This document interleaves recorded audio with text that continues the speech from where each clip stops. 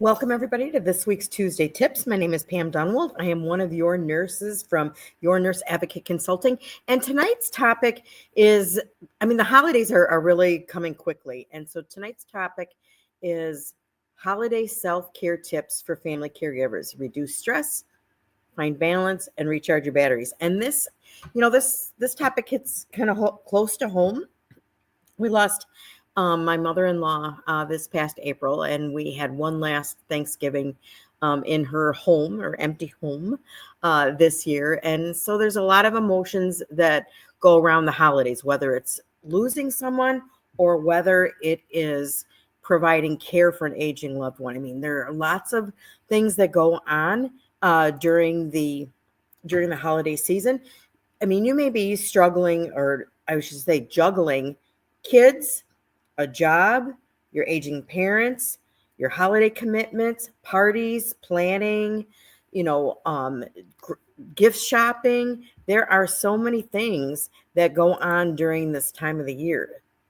So we're going to talk about, this is supposed to be a joyful season, but for caregivers, it can bring on some extra stress, feelings of guilt, and even burnout. I mean, there's just so many hours in the day. And sometimes you think, well, how am I going to get it done?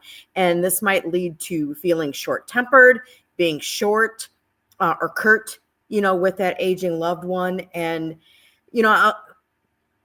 I can tell you how bad it can get. And this is why I want to do a video like this and talk about this before, Christmas gets here, is because when I was working in the emergency room, none of us liked this time of year, especially as it got closer to Christmas and New Year's, because that meant that we were going to have one or more aging adults being dropped off at the emergency room, wheeled in a wheelchair, family saying, I can't take care of them, and walking out and leaving.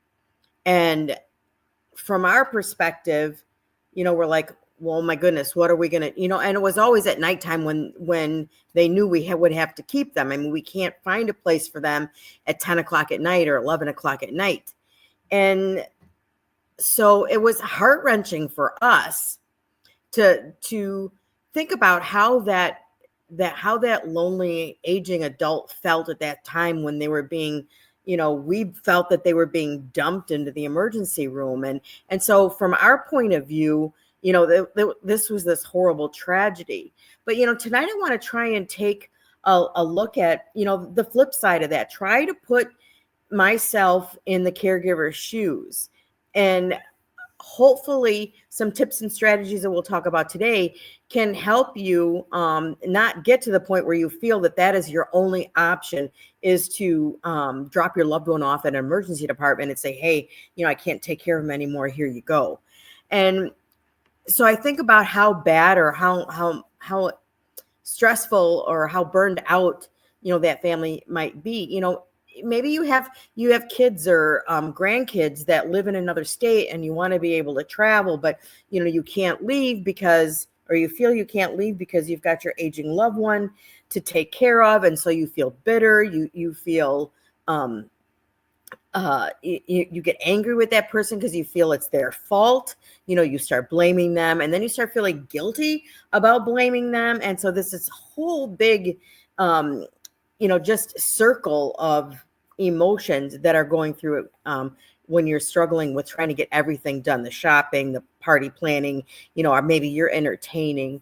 And I just want everyone to know that, you're juggling so much. Your cares, family traditions, work. We talked about that. But I just want you to know that you're not alone. And we're going to walk through some ways to take care of yourself during this busy season. And we'll talk about reducing stress, when and how to use respite care. That is a huge lifesaver for everyone, but it's something that you need to plan for. But we're going to talk about that. And we're going to talk about how to manage some of those constant interruptions, how to maybe put a little bit more structure in your day. Maybe when your mom or your dad or a grandpa calls you multiple times during the day, maybe it doesn't normally bother you, but now that you've got so much more going on, during the holidays, and you've got so much more on your plate, maybe now it is really starting to bother you. So how can we maybe how can we maybe avoid some of that and reduce some of that? And, you're running on empty at this time of year, and we get it. We're going to talk about, we talked about the constant interruptions, like the phone calls, and how to manage those without feeling guilty, how to set some limits, with those aging loved ones. And it's very okay to say, Mom, I love you very much, and I'm going to do what I need to do to make sure that you're well taken care of. But this is a really busy time of year. It's a really stressful time of year. I've got extra things I'm juggling. So, I know you're used to just picking up the phone and just calling me whenever you need to. How about if we do this, and maybe elicit other family members? Maybe they can't help you all the time, but maybe especially at this time of year, you can like pool your resources and just say, okay, all hands on deck. We know this is a busy time for everybody. What can we do to make it easier on us all? And so scheduling check-in calls is one of my favorite ways of trying to reduce reduce calls that interrupt you with what you're doing, whether it's at work or in the middle, you're standing at the checkout line or whatever you're doing. And so what I mean by that is, depending on how many times per day on an average that your aging loved one may reach out and call you, set up some times during the day, maybe first thing in the morning before you get going with your day. Have someone, whether it's you or a family member, a neighbor, someone that's close to, a church family member, someone that they're comfortable with, gives them a call first thing in the morning, checking in. How was your night? Is everything okay? Do you need anything right now? Do you have breakfast? Whatever their normal routine is that you need to check on. And then just let them know, I'm going to be out today. I've got a really busy day. I've got appointments, or I'm going Christmas shopping. And so I'm making arrangements for people to check in with you during the day at different times. So, I'd appreciate it if you, Mom or Dad, if you give me this day, and I promise you that I will make sure that people will be calling and checking on you and making sure that everything is okay. And then when I'm done and I get home and things get settled in, I'll check on you, before you go to bed tonight. So sometimes little things like that. And people don't feel funny about asking people for help. And I'm so guilty of this. I feel, I'll just keep piling it on. And I don't know how to say no. And I'll get it all done. I'll find a way, but I'll get it all done. And that's really not a good way to be. It's not healthy. It's not mentally healthy. It's not good for you. And so you have to be able to set limits and be able to say no, but then again, make alternative arrangements, kind of meet them halfway. Say, you know what, I'm not available today, but this person's going to call you in the morning. This person's going to call you at noon. This person's going to call you, later this afternoon, dinner time, and I'm going to check in with you before bedtime. And, those are things that you can do to set limits, but at the same time. So if you set up these check-in calls, you say, you know what, you're going to be getting these calls several times during the day. So, I would expect that Mom or Dad, or, you won't need to call in between unless it's an emergency. Obviously, if something happens, I want you to call. Absolutely. I'm not telling you can't call, but I'm just telling you that unless it's an emergency, just know that someone's going to be calling and checking in with you. And sometimes they call and they think of things to say to you. Oh, I need a can of soup next time you go to the grocery store. Well, they're thinking of anything they can, to just reach out because they're lonely or they want to talk to someone. So by having these, routine check-in calls set up and planned, that gives them an opportunity. They know that someone's going to visit with them a little bit, or even better yet, maybe if somebody can go spend a couple hours with them, just visiting or playing cards or watching TV with them, anything that could keep them occupied while you're getting your things done that you need to get done. So that's my kind of take on the check-in calls. I really do like that concept, and it really can work well as long as you've got some, resources and, to be able to share those calls with. And so this way, you're not feeling guilty because you don't have to take the calls. You've made arrangements for someone to help you with that. So now you can go about your day, get your things done, focus what you need to focus on, knowing that, your aging loved ones are in good hands and that they are being checked on. All right, so let's start in some of these other topics. Let's start with you because You as the family caregiver, you are the foundation of everything that you do. If you're feeling drained, it becomes so much harder to care for, your loved ones and keep things running smoothly. You can't, pour from an empty cup. And so here's some ways to try and focus on your mental and physical health during the holiday season. And I'm going to say this disclaimer up front. It is not a weakness to seek help. It is a strength. It is a strength to be able to recognize when you are in over your head or you are totally burned out. It is a strength to say, hey, I need a break or I need some help. And, I work with a lot of people that still feel that it's a stigma to speak with a behavioral health provider and just kind of talk through some of these things. But you know what? It is just like a headache. It's just like an upset stomach. If something's going on with your emotions, or if something's going on with your heart or something's going on with your stomach or something's going on, you seek, medical attention. The same thing with your mental health. It is no different. Your brain and your mental health is just as important as every other part of your body, every other organ of your body. So if things are not quite right, then do what's best for you and seek help.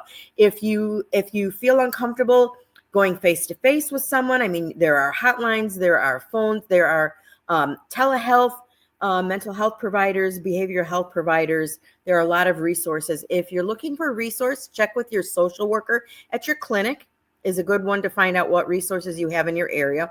Or another one is to check with your Aging and Disability Resource Center, or ADRC is what we call them here in Wisconsin. In your state, every county in every state has a government agency that's in charge of managing aging adult, elderly people resources. And so if you're not sure what it's called or what's the agency in your area, just reach out to the local health department in your county and they will be able to tell you, or the social worker at the clinic, they will be able to give you that information and they have all the local resources at hand for you. So, and that'll be more important. We're going to talk about that when we get into respite. We'll talk again about those resources. So first thing is you got to set realistic expectations. Again, I'm guilty of this as well. And at Christmas time, I don't know what it is about Christmas, but I strive, everything has to be perfect. I start baking and freezing cookies because gosh, I got to have enough cookies and stocking stuffers. I take stockings to the nth degree. Everybody has their own. When the kids were little and they were taking out their stockings, they would drop them and they were in all this tissue paper and they're like, Ma, is this mine? Or whose is this? And so for many years now, every person that has a stocking in our family has their own pattern, own color of tissue paper. So if it falls out of their stocking, they know which one is theirs because all their wrapping paper is all their tissue paper is the same. That's craziness. And I just can't stop myself, but it's so in the holidays, what I'm trying to say is in the holidays, we have a tendency to get ourselves just down that rabbit hole and just we become drained, and it's so much harder to care for others when we're not taking care of ourselves. So give yourself a break. If you're in a caregiving season of your aging adult, then give yourself permission to maybe backslide or slack off on some of the things that you normally do. There's going to be time to do that again. Maybe you take this season and just say, hey, you know what? This is my caregiving season for my aging loved one. And, there are a few things that I'm not going to be able to do this year, and just be okay with that. I mean, it's okay. It's a season. We all go through different seasons of our life, and caring for an aging parent is a season, and it's a season that we're all going to go through.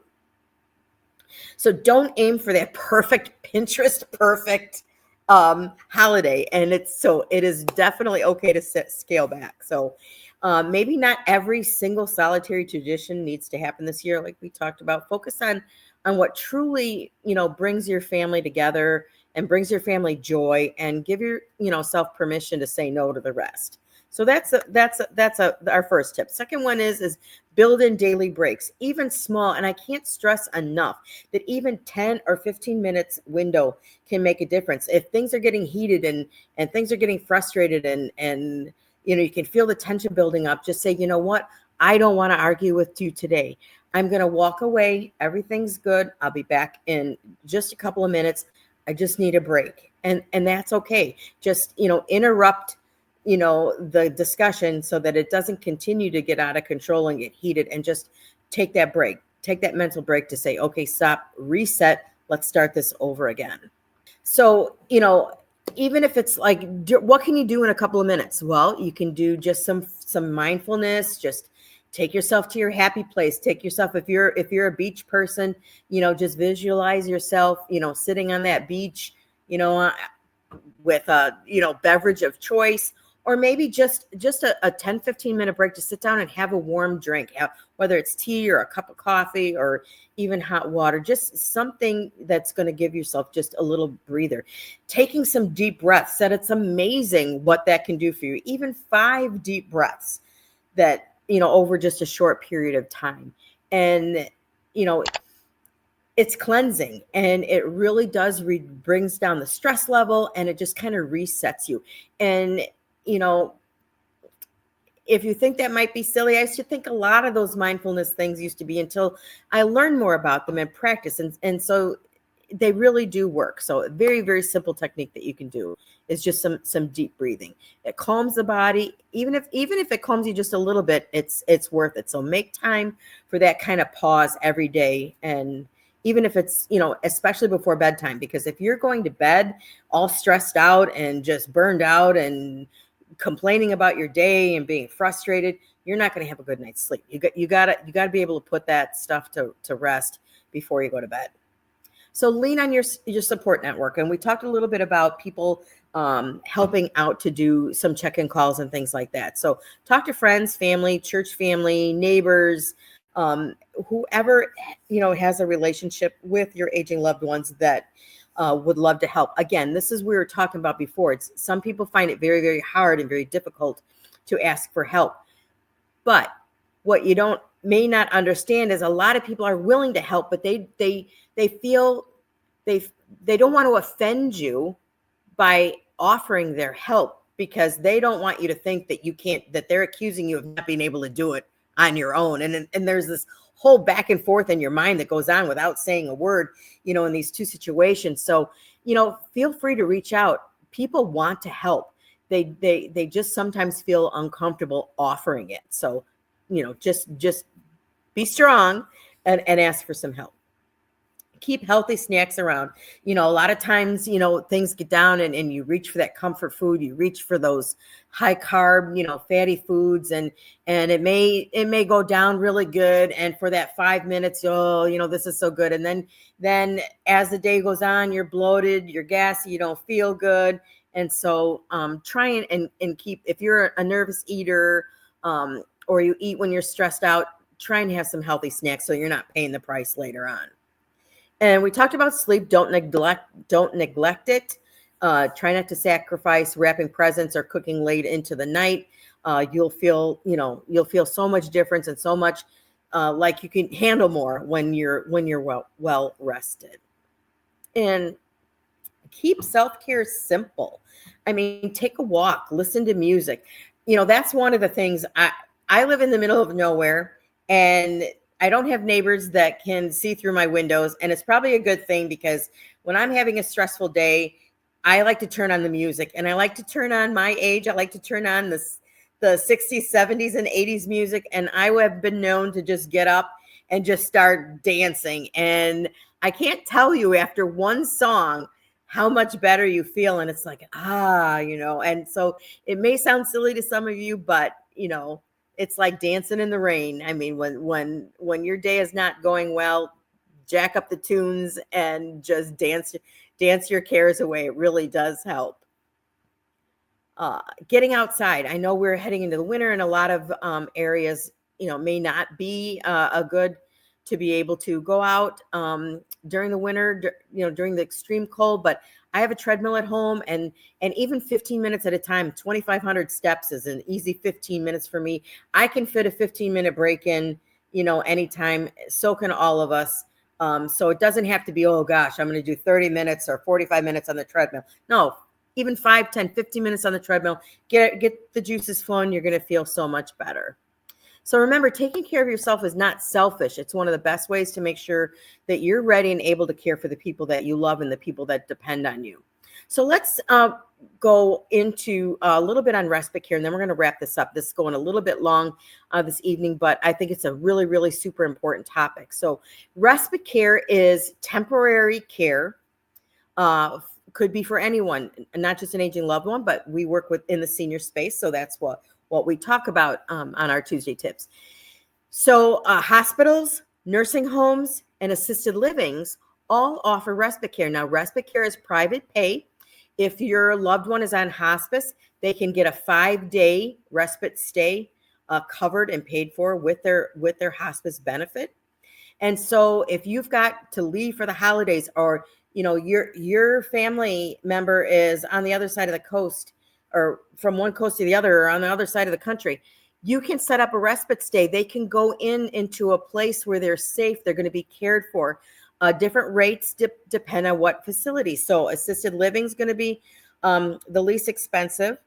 There is also adult daycare, but assisted living, and then nursing home is going to be more expensive. And then the most expensive respite care stay would be as if you would need to have a respite stay in a hospital. But depending on your situations, that's another reason to reach out to us, for a 30-minute consultation. If you just need a quick question, we're happy to help you with that, to help you troubleshoot which would be possibly the best form of respite for you. And respite can, like I said, for hospice, it can be up to 5 days. It can be a week, at private pay, just enough to give you a break. Even if you're not going anywhere, you need a couple of days to get your grocery shopping done, or your Christmas shopping done. I mean, that's another way to use respite, because you're going to feel so much better. And you know what we see on that emergency end is we don't see those aging loved ones being wheeled in a wheelchair and just being dropped off, because there is a plan in place. So if you think that might be something that might be helpful, again, reach out to the social worker at your clinic, or that senior aging and disability resource center in your county, in your state, and they will be able to let you know who provides respite services in your area. So how do you know when you might need some respite care? Here's a few signs. You're feeling constantly overwhelmed. You're exhausted. You're resentful. It happens, and it's okay. Hopefully we can prevent you from getting that far, but you know what? It happens. It happens to everybody, all of us. And especially in the holidays, it can really come up on us quick and get away with us. Stress is piling up. You need time to manage your to-do list, or just to focus on your own well-being, and you just can't find that time.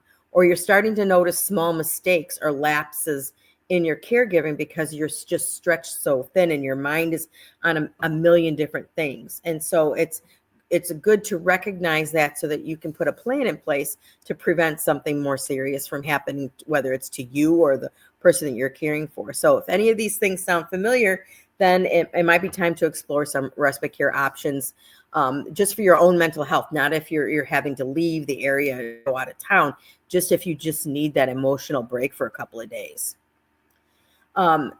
Local caregiving services, again, we talked about, there are senior centers, adult daycare. Now, these would not be overnight type of things, but if you need another example, if you need a Christmas shopping day, then maybe there is a local daycare in your area. Now, Medicare doesn't pay for that anymore. It is private pay, but they would be in a controlled environment. You'd bring a sack lunch most cases, and they will have activities for them, and someone is taking care of you. So again, check your social worker or your aging disability resource center if you have any senior centers in your area providing some of that care, or adult daycare. So plan in advance. The holidays are being a busy season. We are on December 3rd right now. The holidays are going to come so fast. Now is the time to make those plans. You do need, if you're going to go into a respite stay, say for assisted living, nursing home, or a hospital, you will need the doctor's okay. They will need to write some orders. They will have to, get them a medication list and things like that, whatever they need to care for your aging loved one. So you want to check with your doctor and let them know that you're looking at a respite stay, so they can get the paperwork that they need to do on their end. So in just kind of wrapping up, like I said, this went a little bit longer, but thank you for being here today. Or if you're catching the replay, thanks for taking time out of your busy day to spend a few minutes with us in this video. And thank you for the incredible work that you do as caregivers. I know the holidays pose unique challenges, but you don't have to face them alone. I mean, we're here. Reach out. leave us comments. We can talk offline, whether, it's in mess or whatever we need to do to help you during this time. So focus on small, meaningful ways to care for yourself this season. Prioritize respite care when you feel that you need to. Establish boundaries, and remember, you're doing the best that you can, and oftentimes that's more than enough. So if you found today's tips helpful, share them with a fellow caregiver or drop your thoughts in the comments, and we can find more resources, and you can find more resources, free resources on our website. And so take care of yourself, and so important. We will see you next week in another Tuesday Tips. Take care, and we will see you soon.